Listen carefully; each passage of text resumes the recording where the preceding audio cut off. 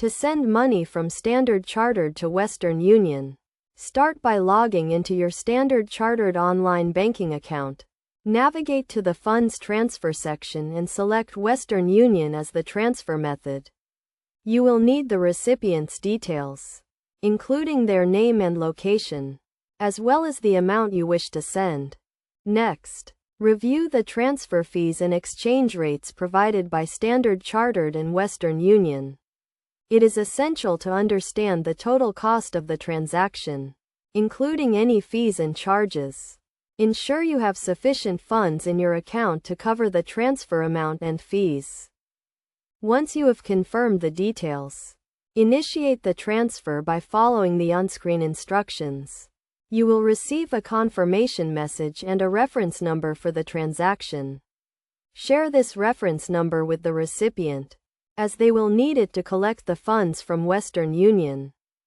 It is crucial to note that Western Union has a vast network of locations worldwide, making it convenient for recipients to collect the funds.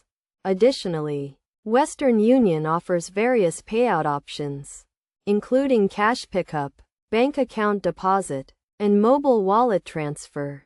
To ensure a smooth transaction, verify the recipient's details and the transfer amount before initiating the transfer.